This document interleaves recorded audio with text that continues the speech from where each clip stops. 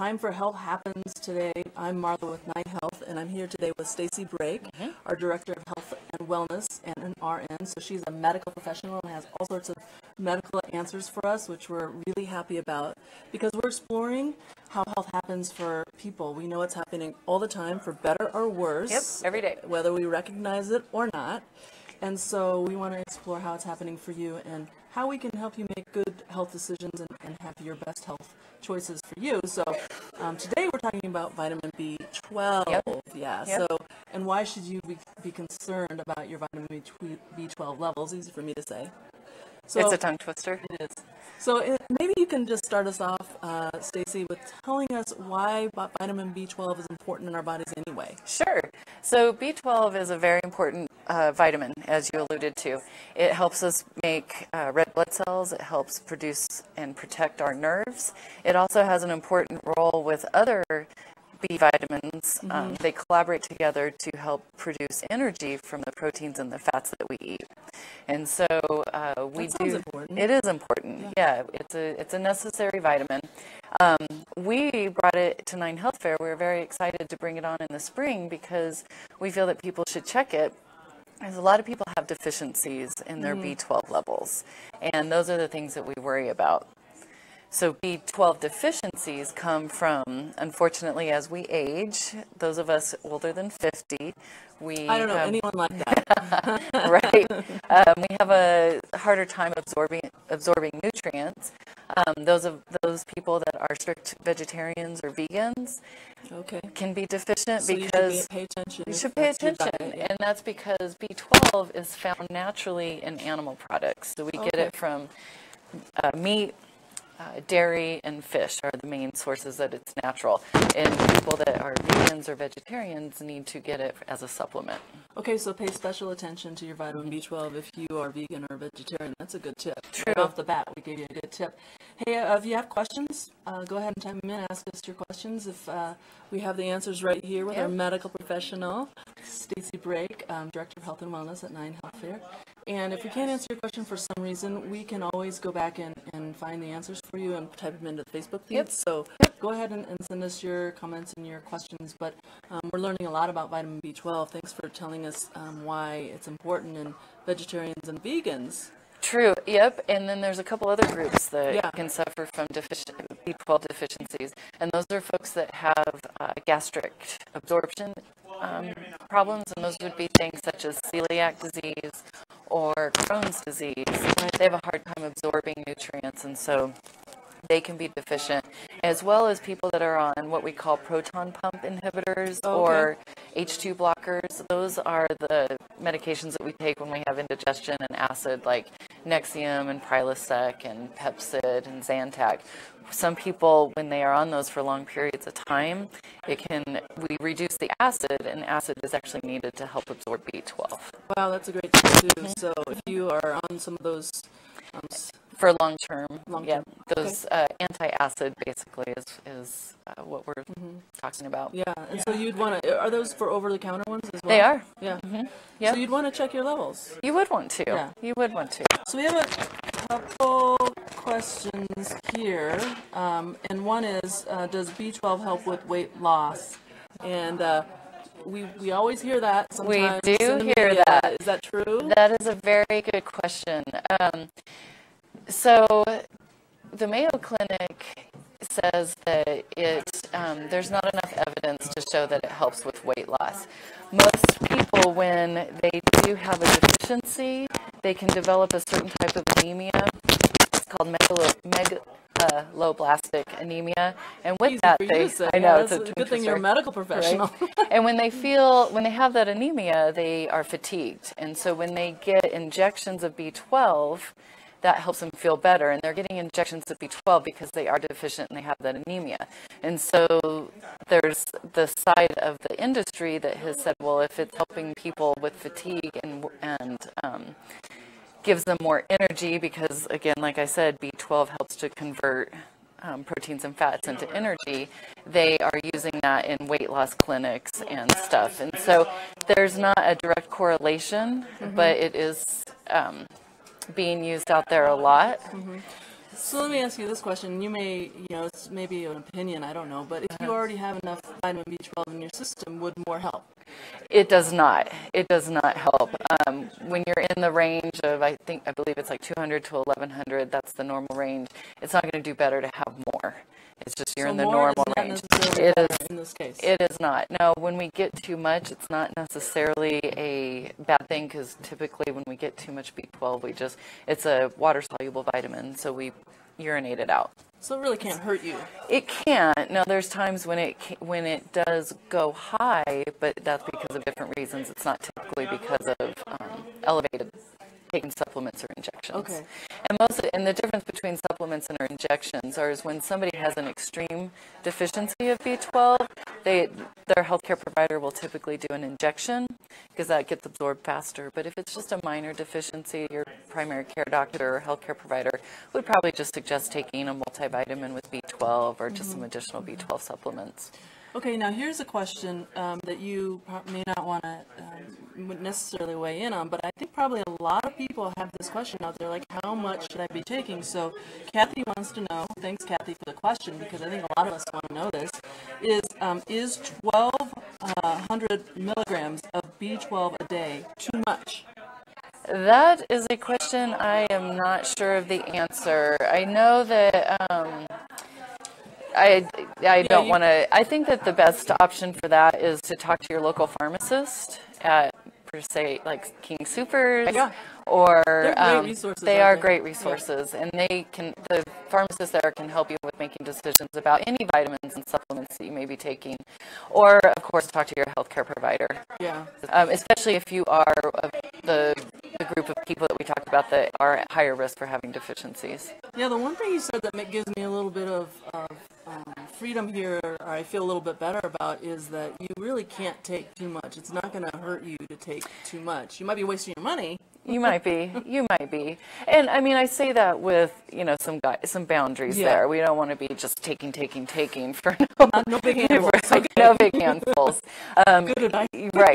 Right. So I think it's always important to talk with your local pharmacist or healthcare provider. That's good advice. Now at 9 Health Fair, right, coming up this fall, you can actually test your levels, and it's free when you purchase any other screening this year. It is. That's very exciting. So is that something you would recommend people to do? I would. Now, maybe that not everybody's going to need it, but I think that, we also, in our culture today, some of us may not be getting the best nutrients in our diets. Oh, yeah. So there's a lot of carbohydrates and processed foods that do not contain vitamin B12, and people may not be eating eggs and dairy and animal food.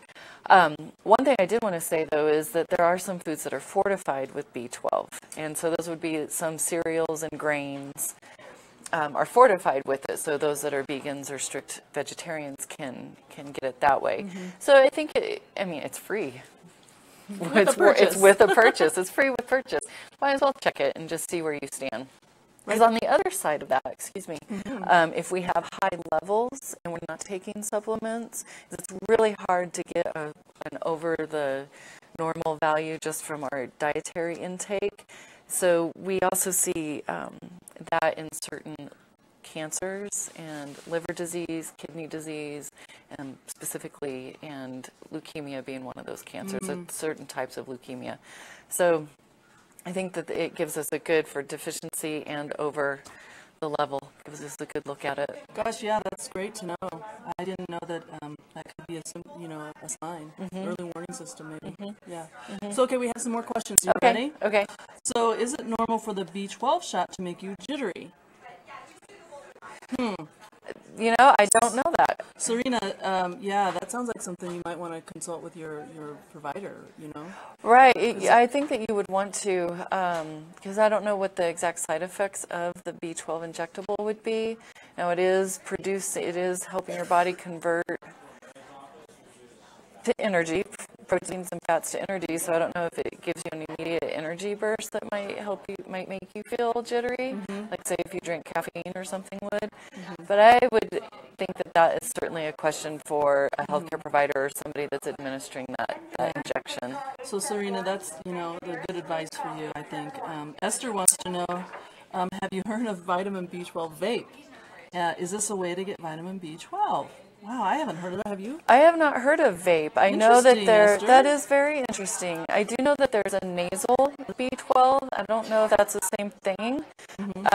Vape to me sounds like it's probably inhaled through your mouth, and then nasal would obviously be nasal, and they typically give the nasal version of B12 to those folks that are taking long-term antacids, the proton pump and the H2 blockers. Yeah. But I have not heard of the vape, and I'm curious where, We're going to do a little bit of research and see what we can come up with for you. Because, I'm curious if that's out of an actual clinic or if that's out of a, where you get vape stuff. Yeah. I don't, unfamiliar. We're gonna find a little bit more out about that. So we have some questions here that we've heard recently that vitamin B12 is linked to preventing Alzheimer's, which is something that runs in a lot of our families, runs in my family, and so really interesting to hear about. What are you hearing about the link between preventing Alzheimer's and vitamin B12? There's a lot of, it's a great question. There is a lot of research going on right now about the... Right here in Colorado. Right here in Colorado, right at the University of Colorado Hospital. There's tons of research, and it's very exciting. I think the jury is still out on it. There are some people that are diagnosed with Alzheimer's that they are finding have abnormally low levels of B12. But the effects of the B12 supplementation, they're not quite seeing any prevention or lack of progression or slowing down the progression of Alzheimer's. And so it remains unclear at this time. And so there's definitely more studies that are evolving and that need to be done before a conclusion can be made. Right. But again, B12 has a definite relationship with our nerve system. So I think that they're really working on trying to figure that out. Well, it's exciting new research, and certainly... man, it really is. Yeah. If I was, for me, I think I might as well just get my vitamin B12 checked. And I might as well go ahead and take vitamin B12 if it's, reasonable and it's not going to hurt me. Now, that's my personal thought, not to say that that's anyone else's choice. Exactly. And, even if you just take a multivitamin that has it in there, that certainly isn't going to, hurt you. Because most of us need a multivitamin, because again, with our diets of today, some of us are not getting the nutrients that we need. So multivitamin helps in all categories there. That's a good tip too. Take a multivitamin. I do every day. Good girl. Do I get points for that? You do. You get a high five. Thank you. Appreciate that. So now, you mentioned some of the foods, and some foods are fortified. Maybe if you were going to recommend a couple foods that you could eat to get vitamin B12, what would you recommend? So the foods that have the most amount of B12, the two top ones are beef liver and clams. Ooh, yummy. I know. So you can have a big meal of beef liver and clams. Right. So I know that people are just going to jump out and buy some beef liver and clams, but and then from there it just goes to animal products. So starting with meat, the meat, and then eggs, and then dairy, and then the fortified. I can do that. Yeah, most people can. Now there's some people out there that really enjoy beef liver. And that's great, and that is where B12 comes from. Clams, I love clams, and so that's a good source. Fish does have it too. Good. Other fishes. Right. Good. Fishes. Fish. Fishy. I think fish doesn't have a plural. What do you guys think? I think it's just fish. I think so too. Okay, that's good. We got grammar and health here for you. So, last couple things. Tell us a little bit about, I think vitamin B12. We don't often think about, do I have vitamin B12? Would there be any symptoms if you were low? Or there are definitely some symptoms with deficiency. Okay. And they are typically slow to develop, and then they can intensify over time, especially for those folks that have extreme deficiencies. And a lot of times, the most common ones we see are numbness and tingling, and hands, legs, and feet. Okay. We see that a lot.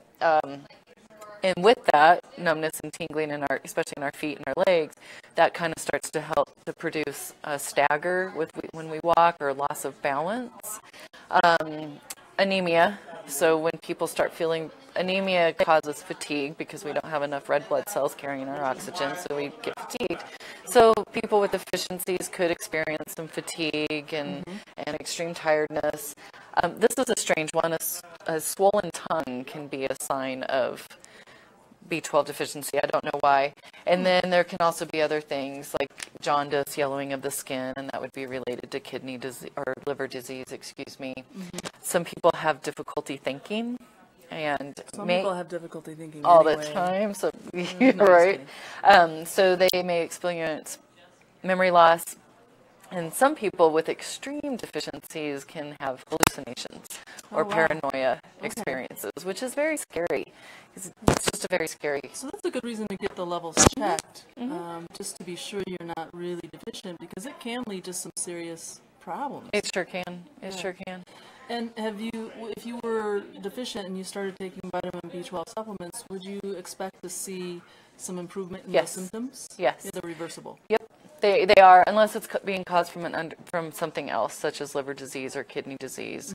But otherwise, if it's purely a deficiency from a nutritional intake, then yes, you would see improvements in those symptoms. Well, great. Now, for me, I wonder, well, how does someone get deficient in vitamin B12? But you were just pointing to it. It's like our diets have changed.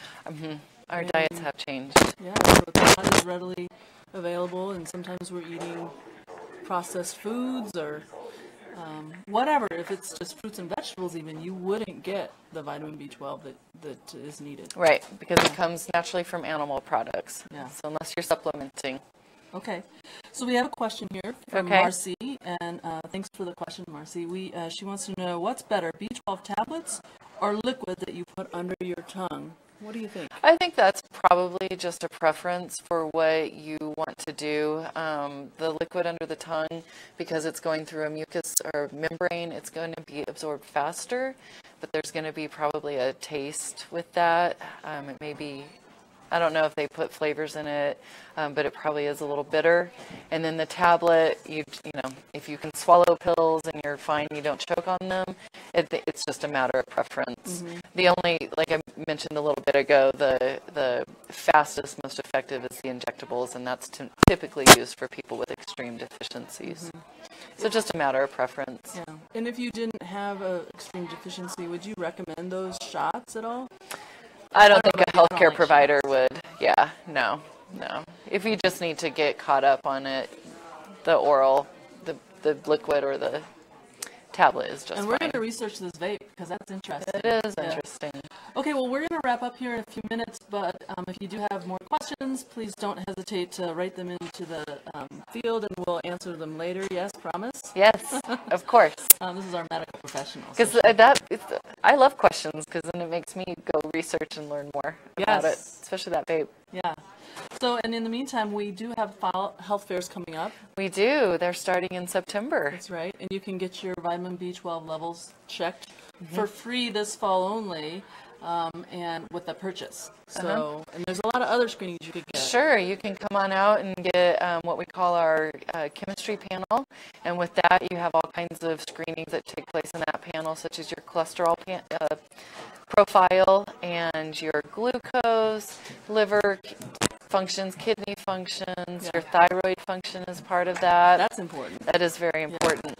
And then we also have a blood count screening that can check your red blood cells and your hemoglobin and hematocrit, and that tells us if you are anemic. And remember, anemia can lead to B12 deficiencies. Yeah, it's all related, it seems like. Yeah. It is. And then some other really good ones to check is your hemoglobin A1C, and that's a diabetes screening, which we all know there's an epidemic of pre-diabetes, and if you can get into working on bringing that pre-diabetes back to a non-diabetic range or non-pre-diabetes, you can really save yourself a lot of prevention is always cheaper than treatment.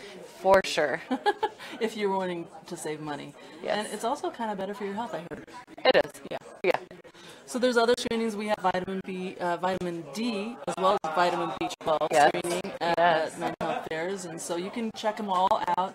There's a ton of free screenings as well, like vision, hearing, bone density sometimes. We even do free pap smears for women and breast exams at select sites. So check out those the are all website. free. Those are all free. Free's They are good. are. Free Free's is good. Check out the website, 9healthfair.org, and you can check out for a site that's near you for the screenings you want and see kind of what we have to offer. So ask us questions, and we'll be back Tuesday. So thanks for joining us. Thank you. I've got you.